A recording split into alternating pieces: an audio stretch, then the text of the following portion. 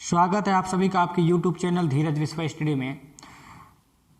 इस वीडियो में हम त्रिकोणमिति के हाइट एंड डिस्टेंस वाले सवालों को हल करेंगे, जो कि आने वाले हाई स्कूल के बोर्ड एग्जाम के लिए बहुत ही महत्वपूर्ण है। तो चलिए देखते हैं सवाल क्या है। 50 मीटर ऊंचे एक स्तंभ से एक खंभे के शीर्ष व पाद पर अवनमन कोण क्रमशः 45 अंश व 60 अंश है। यदि खंभा एवं स्तंभ एक ही तल पर स्थित हैं तो खंभे की ऊंचाई ज्ञात कीजिए। ठीक है, तो क्या है, 50 मीटर एक ऊंचा एक स्तंभ से एक खंभे, स्तंभ ये है 50 मीटर ऊंचा एक स्तंभ, यह है 50 मीटर ऊंचा एक स्तंभ। ठीक है, 50 मीटर ऊंचे एक स्तंभ से एक खंभे के शीर्ष व पाद का अवनमन कोण 45 अंश व 60 अंश है।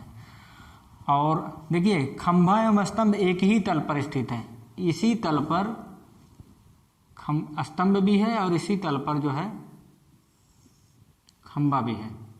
ये एक ही तल पर दोनों हैं, इसी तल पर स्तंभ भी है और इसी तल पर खंभा भी है। ठीक है, तो 50 मीटर ऊंचा क्या है, स्तंभ है, और खंभे इसकी ऊंचाई नहीं दी हुई है। 50 मीटर ऊंचे एक स्तंभ से एक खंभे के शीर्ष, ये 50 मीटर ऊंचा एक स्तंभ है, स्तंभ से एक खंभे के शीर्ष व पाद का अवनमन कोण क्रमशः 45 अंश व 60 अंश है। तो इसका और इसका जो शीर्ष का और पाद का अवनमन कोण बन रहा है। देखिए, 50 मीटर ऊंचे एक स्तंभ से एक खंभे के शीर्ष, खंभा का शीर्ष ये है व पाद ये है, पर क्रमशः अवनमन कोण 45 अंश, यहाँ पे 45 अंश बनेगा और यहाँ पे 60 अंश बनता है। अवनमन कोण ऊपर से नीचे की ओर बनता है। ये हो गया और ये हो गया, ये हो गया 45 अंश और यहाँ पे हो गया, ये हो गया 60 अंश। ठीक है, तो ये है 45 अंश और ये है 60 अंश। ठीक है, कहाँ, शीर्ष पर 45 अंश का बन रहा है और पाद पर कितने का बन रहा है, पाद पर बन रहा है 60 अंश का कोण बन रहा है। उसके बाद यदि खंभा एवं स्तंभ एक ही तल पर स्थित है, खंभे की ऊंचाई ज्ञात कीजिए। हमें इसकी ऊंचाई पता करना है, इसकी ऊंचाई पता करना कितनी है। ठीक है, तो यहाँ पे हम देख रहे हैं कि इसकी 50 मीटर दी हुई है और यहाँ पे एंगल भी दिया हुआ है 60 अंश का। अगर इसका आधार पता कर लें तो हमें इस वाले त्रिभुज का भी आधार मालूम पड़ जाएगा।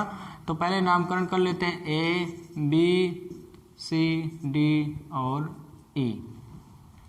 एक बार फिर से क्लियर कर लें, शीर्ष पर कितने का बन रहा है, 45 डिग्री का, और पाद पर कितने का बन रहा है, 60 डिग्री का एंगल बन रहा है। ठीक है, अब त्रिभुज ए बी ई में, त्रिभुज ए बी ई में, त्रिभुज ए बी ई में क्या देखेंगे, यहाँ पर ये है 60 अंश है। तो देखिए, इसमें क्या पता करना है, लंब और आधार का काम है, तो tan का यूज करते हैं। ठीक है, लंब बटा आधार, कर्ण का कोई मतलब नहीं है, तो tan का यूज करते हैं। tan 60 डिग्री इक्वल टू, मतलब tan 60 बराबर क्या होता है, लंब बटा आधार। तो लंब बटा आधार होता है, तो लंब कितना है, लंब है BE, तो यहाँ पे हम BE लिख लेते हैं।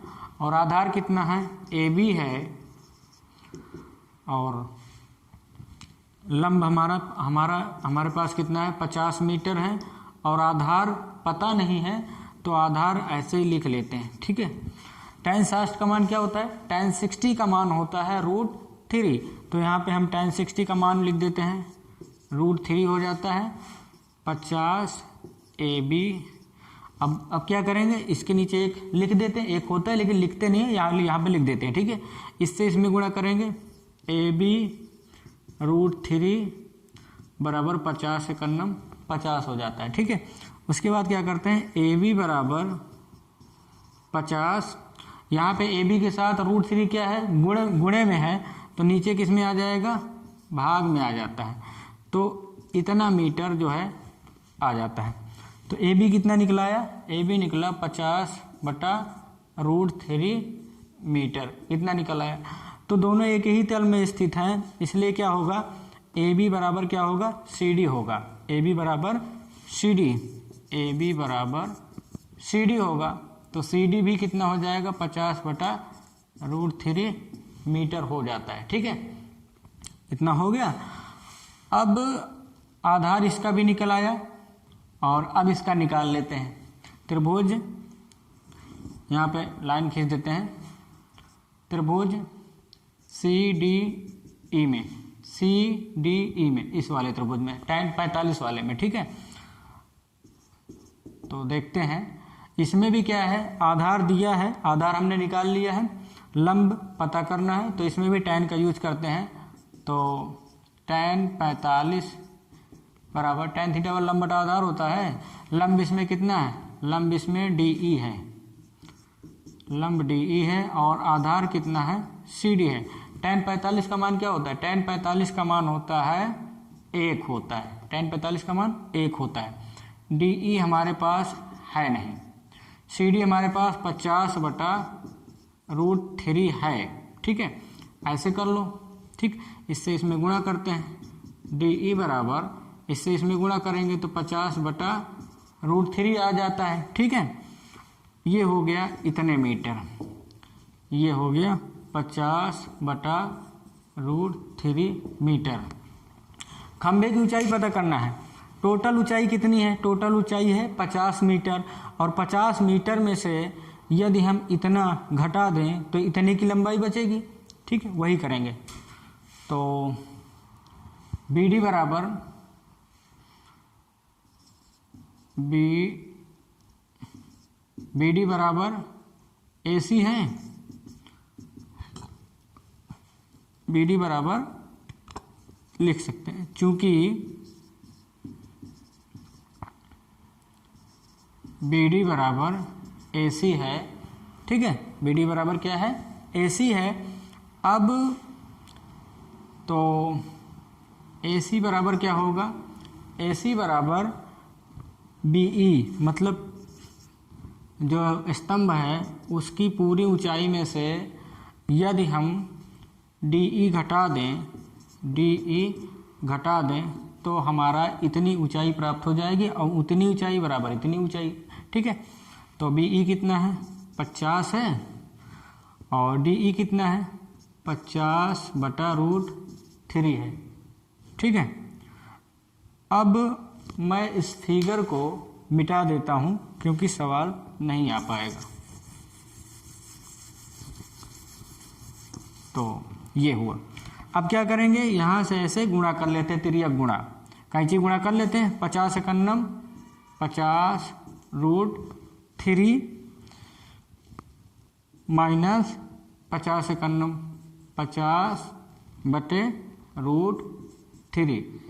अब 50 इसमें दोनों में कॉमन है, इसमें 50 ले लेते हैं कॉमन, तो यहाँ पे क्या बचेगा, √3 बचेगा, यहाँ पे क्या बचेगा, -1 बचेगा, यहाँ पे क्या बचेगा, देखिए यहाँ पर 50 हो गया, √3 का मान 1.732 माइनस 1, और इसका मान 1.732 हो जाएगा, और 3 त्रिका 9 का वर्गमूल कितना हो जाएगा, 3 हो जाता है। यहाँ पे 50 लिखे और यहाँ पे गुणे करेंगे, इसमें से इसमें घटाएंगे तो 0.732 गुणे 1.732/3 आ जाता है।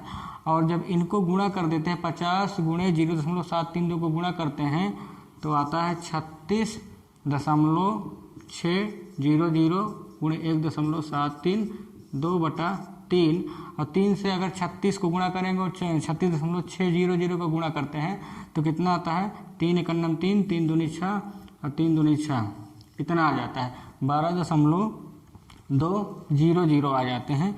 अब इसको हम गुणा कर देते हैं 1.732 से, जब इससे गुणा कर दिया जाता है तो हमारा उत्तर आ जाता है 21 दशमलव कितना आएगा 21.1304 मीटर। तो ये आ जाता है आंसर किसकी, खंभे की ऊंचाई है ये। तो यहाँ पे लिख सकते हो खंभे की ऊंचाई बराबर 21.13 मीटर। तो इस प्रकार से ये सवाल आपका लग गया। और प्लीज़ यदि आपको वीडियो पसंद आए तो like, comment, share and subscribe अवश्य करें। मिलेंगे अगले वीडियो में, तब तक के लिए जय हिंद।